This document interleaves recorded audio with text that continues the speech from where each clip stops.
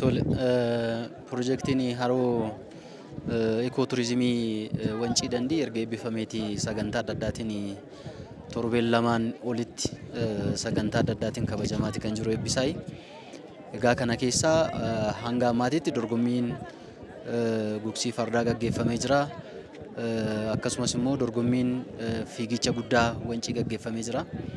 Har'a immoo sadaffaadhaaf dorgommii biskileetiidha sadarkaa kanatti gaggeeffamaa kan jiru. Egaa kana jechuun bara kana eebba wal qabsiisnee haa jalqabnu malee waggaa waggaadhaaf itti fufee walitti fufiinsaan karaa qabuun dorgommiin biskileetii fiigichi guddaan Wancii waggaa waggaadhaan itti fufeeti kan inni gaggeeffamu. Kun immoo hiikoo guddaadha kennaa jechuudha. Tokkoffaa dargaggoonni godina keenyas haa ta'uutii naannoo keenyaa fiigichi kun jiraachuudhaaf lafatti qophaa'u. Qophii guddaadha kan isaan godhani. Qophii guddaa gochuudhaan alatti immoo walitti dhufeenya gama ispoortii keessatti walitti dhufeenya godinaalee hedduu keessaa akka biyyaatitti gaafa asitti dhufee dorgomu walitti dhufeenya guddaadha kan ta'u.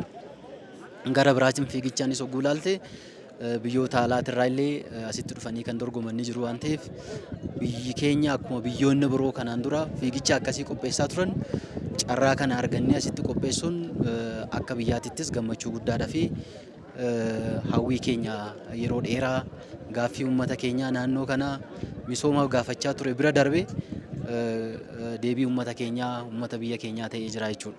Kanaaf nuyi dorgommii guyyaa har'aa gaggeeffame kanatti tarii qufnee dhiisuu otoo hin taane gara fuula duraatitti hojiiwwan hojjechuu qabna.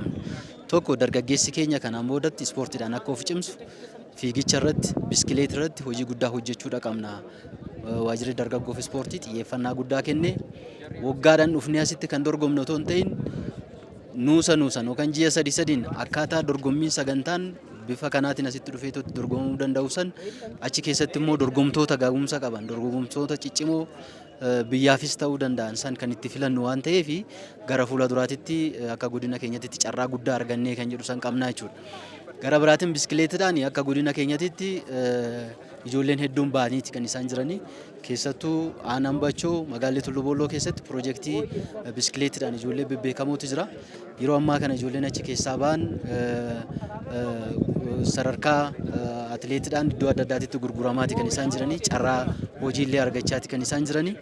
Har'allee yoo ilaalte ta'e dorgommii kana keessatti dorgomaa guddaa ta'aniitoo kan baatoo kan turan ijoollee Tulluu Booloo irratti kanaan dura dorgomaa turan waan ta'eef sadarkaa kanatti ammas hojii guddaa hojjechuu akka qabnu ijoollee san cimsuu akka qabnu hojii guddaa hojjechaas turre waan ta'eef dabalataanis yeroo darbe as Wancii gubbaa irratti dargaggoota baay'ee ciccimoo ta'an nama 30f biskileetii 30 gara miiliyoona tokkotti kan siquun binnee kenninee isaan akka cimaniitoo gara fuula duraatittis galii isaanii cimsachaa ofiisitti akka dorgoman gochaa jirra jechuudha.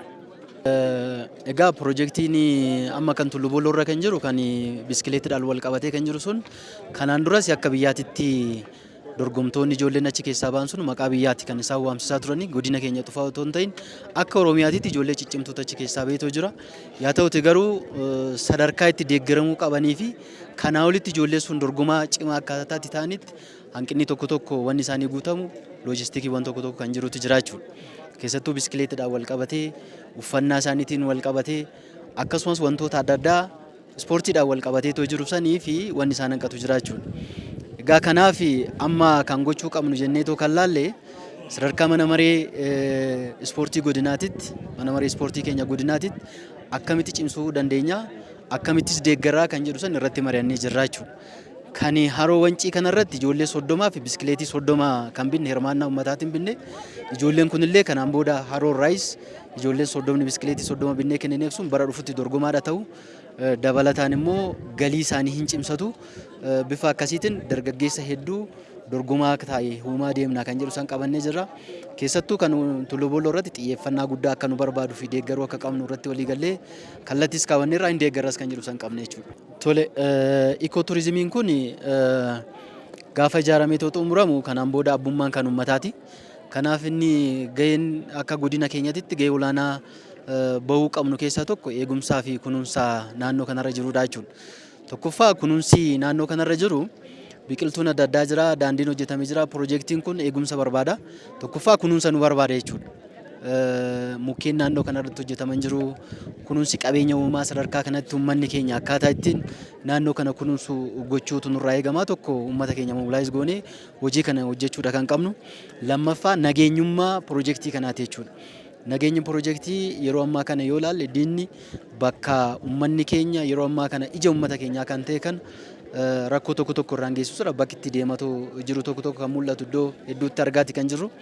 Kanaaf naannoo kanarratti kan uummata keenyaa taasisne eegumsa yeroo yeroodhaan hawaasa keenya waliin hawaasa keenya hirmaachisne eegumsa gochuudha qabna. Turistoota namoota daawwannaadhaaf karaa kana dhufan daandii irratti akka isaan hin rakkanne rakkoon nageenyaa akka isaan hin quunnamne hawaasni keenya gaafa isaan dhufe karaa guutuu ta'eetiin akka simachuu danda'u kana goonee irraas fayyadamuu qabnaa kan jedhu san sadarkaa kanatti yaadaa irra jechuudha.